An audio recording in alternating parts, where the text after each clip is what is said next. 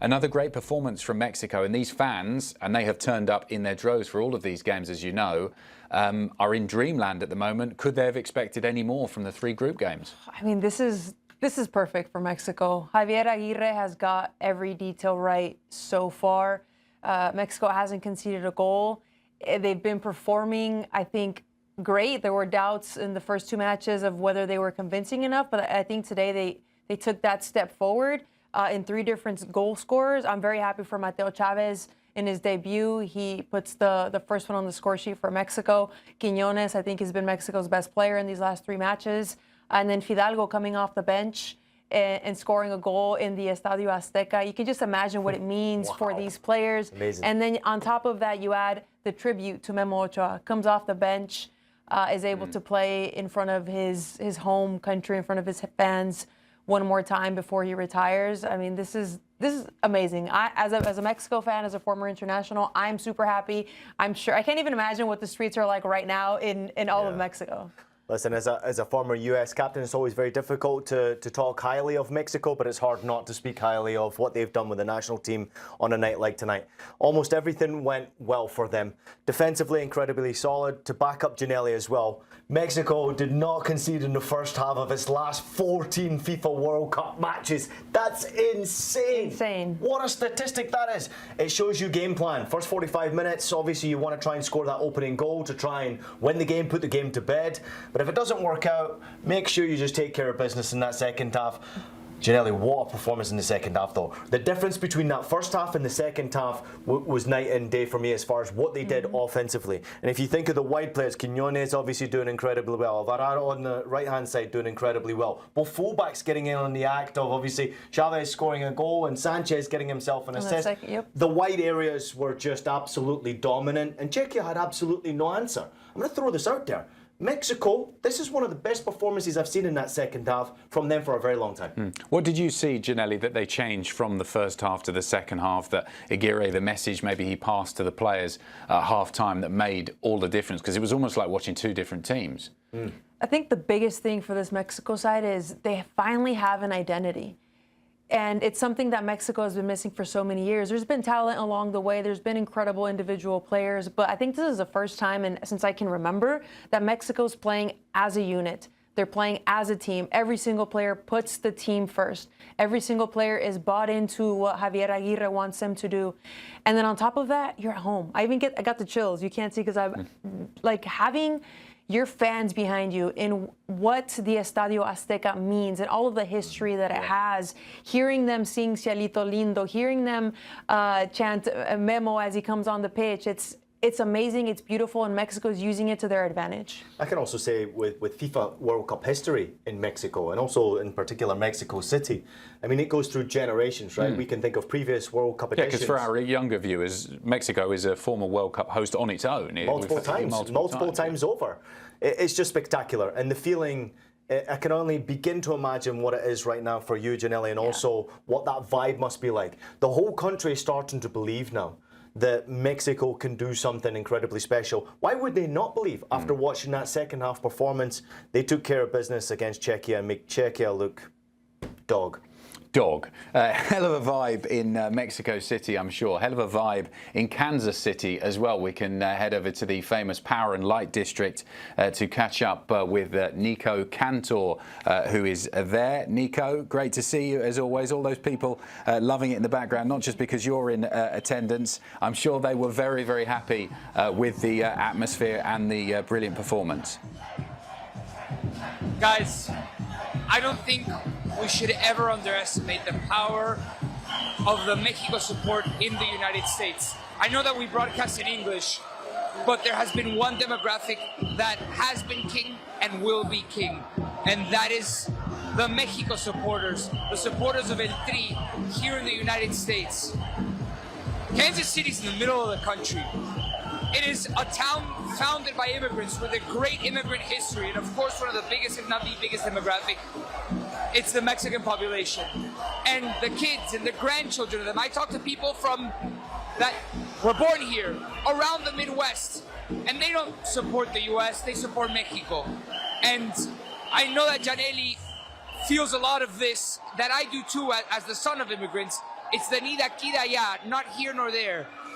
You're from the United States, but you feel an attachment somewhere else. This, guys, is crazy. If I close my eyes, it's as if I was in the Estadio Azteca and they all got to see Mexico win their first 3 group stage games, the Memo Ochoa moment.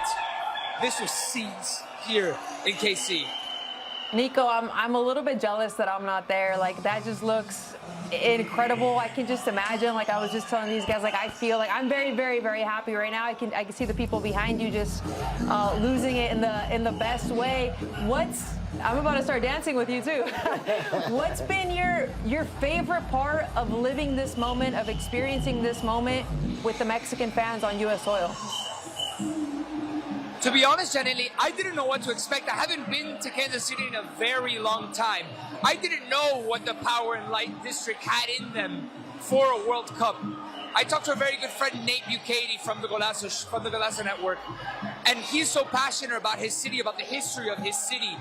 And it's like a microcosm of the story of football in our country. How everybody grabbed a little piece of their culture when they arrived here.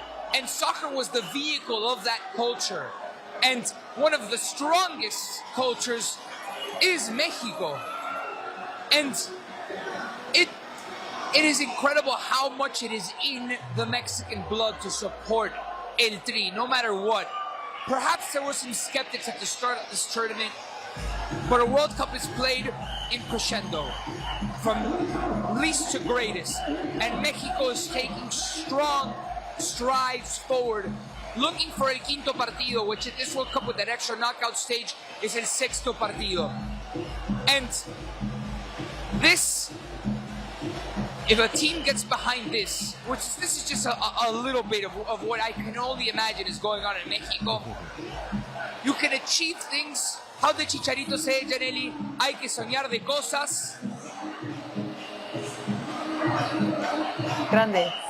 Oh, I love it. Grandes y a word that starts with a CH. Chingonas. I was hoping you would say it. Nico, I'm guessing those fans probably want to see you start dancing, so we're going to let you we'll let you go there. Good stuff. Can we stay? I want to see him dance. Have fun, Nico. Enjoy. Yeah, enjoy it. It's going to be a great night. Thank you, guys. Let's have a little focus now on who they may face in the knockout stages. Obviously, the round of 32 is where they're looking now.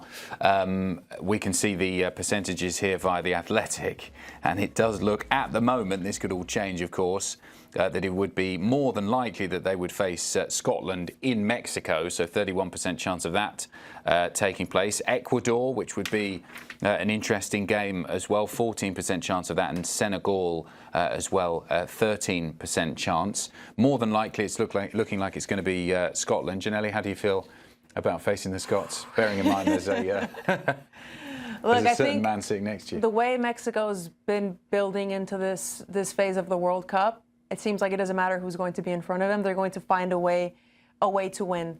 I think Scotland would be a great matchup. It would pose different threats for Mexico, but if we look at the way both the teams have performed so far, Mexico definitely has the upper hand. Mexico has a lot of advantages in being at home in the Estadio Azteca, with the altitude, with all of these people behind them. I think any of these three teams will be very difficult for them to upset Mexico.